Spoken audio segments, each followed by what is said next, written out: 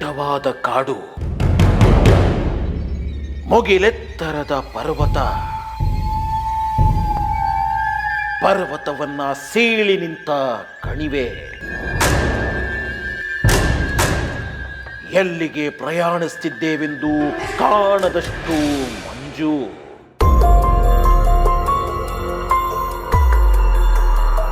ಭಯ, ನೋವು, ಆಪತ್ತು, ವಿಪತ್ತುಗಳನ್ನ ದಾಟಿ ಹೋದ್ರೆ ಅಲ್ಲೊಂದು ದುರ್ಗಮ ಅರಣ್ಯದೊಳಗೆ ನೀವೆಂದು ತಿಂದಿರದಂತಹ ಸಿಹಿ ಸಿಹಿ ಹುಚ್ಚು ಜೇನನ್ನ ಸವಿಬಹುದು.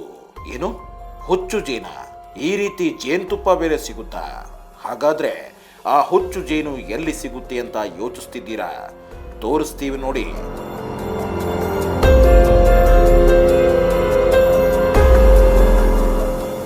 ಈ ಹುಚ್ಚು ಜೇನು ಬೇಕಾದವರು ನೀವು ಬೆಳ್ಳಂಬೆಳಗ್ಗೆ ನೇಪಾಳದ ಬೆಟ್ಟವನ್ನ ಏರಬೇಕು. ಅರೆ, ಆ ಬೆಟ್ಟವನ್ನ ಏಕಾಂಗಿಯಾಗಿ ಹತ್ತಬೇಕಾ? ಭಯವಾಗುತ್ತಪ್ಪ. ಅಲ್ಲಿ ಯಾವೆಲ್ಲ ಕಾಡು ಪ್ರಾಣಿಗಳು ಇರುತ್ತೋ ಏನೋ ಅಂತ ಆತಂಕ ಪಡೋಕ್ ಹೋಗ್ಬೇಡಿ. ಯಾಕಂದ್ರೆ ನೇಪಾಳದ ಬೆಟ್ಟದ ಮೇಲಿರೋ ಆ ಹುಚ್ಚು ಜೇನು ಅಂದ್ರೆ ಅಲ್ಲಿನ ಜನರಿಗೂ ಇನ್ನಿಲ್ಲದ ಹುಚ್ಚು.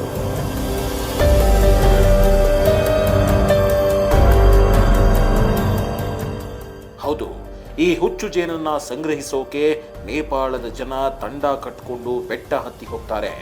ವಯಸ್ಸಾದವರನ್ನು ಕರ್ಕೊಂಡು ಯುವಕರೆಲ್ಲ ಈ ಮ್ಯಾಡ್ ಹನಿ ಕೀಳೋಕೆ ಹೋಗ್ತಾರೆ. ಜೊತೆಗೆ 2 ಕೋಳಿ ಕೂಡ ಜನರ ಜೊತೆ ಹೋಗ್ತವೆ. ಅರೆ, ಮ್ಯಾಡ್ ಹನಿ ಕೀಳೋ ಜಾಗದಲ್ಲಿ ಈ ಕೋಳಿಗಳಿಗೇನು ಕೆಲಸ ಅನ್ಕೋಬೇಡಿ. ಅವಕ್ಕೂ ಅಲ್ಲಿ ಕೆಲಸ ಇದೆ. ಅದರ ಬಗ್ಗೆ ಆಮೇಲೆ ಹೇಳ್ತೀನಿ, ಸ್ವಲ್ಪ ಇರಿ.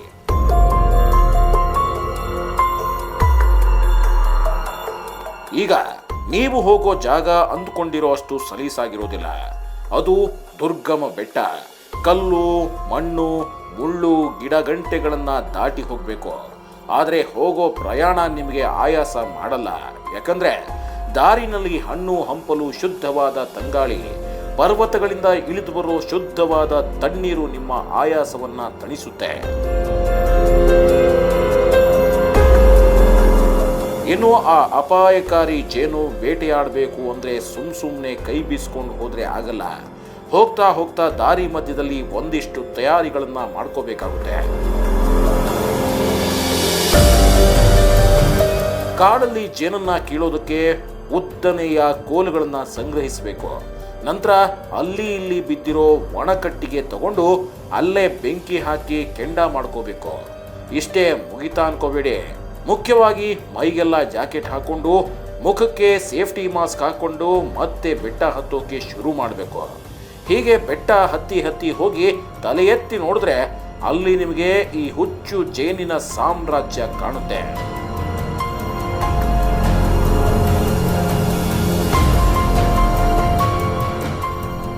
ಈಗಲೇ ನೋಡಿ, ನಿಮಗೆ ಅಸಲಿ ಕೆಲಸ ಶುರುವಾಗೋದು.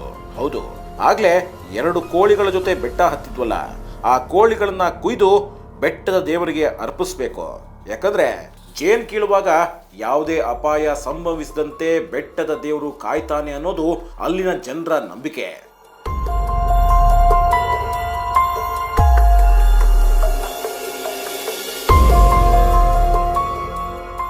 ಕೋಳಿ ಬಲಿ ಕೊಟ್ಟ ನಂತರ ಹುಚ್ಚು ಜೇನು ಕಟ್ಟಿರುವ ಜಾಗದ ಕೆಳಗೆ ಟಾರ್ಪಲ್ಗಳನ್ನ ಹಾಸಿ ಆಗ್ಲೇ ತಂದಿದ್ದ ಕೆಂಡಕ್ಕೆ ಬೆಂಕಿ ಹಾಕಿ ಜೇನಿದ್ದ ಜಾಗದ ಸುತ್ತ ದಟ್ಟವಾದ ಹೊಗೆ ಹಾಕಬೇಕು.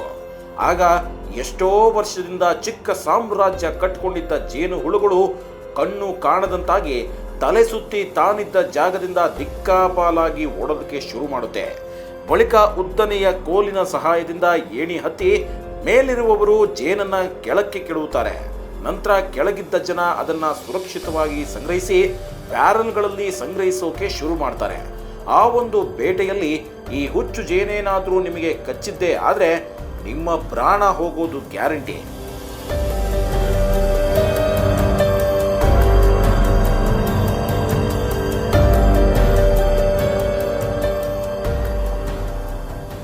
ಆ ಜೇನು ನೊಣಗಳು ಹಿಮಾಲಯದ ಸುತ್ತೆಲ್ಲ ಹಾರಿ ಅಲ್ಲಿರುವ ವಿಶೇಷವಾದ ಹೂಗಳ ಮಕರಂದವನ್ನ ಹೀರಿ ಇಲ್ಲಿಗೆ ಬಂದು ಸ್ಪೆಷಲ್ ಜೇನನ್ನ ಕಟ್ಟುತ್ತೆ. ಹಾಗಾಗಿ ಇದು ಹುಚ್ಚು ಜೇನು.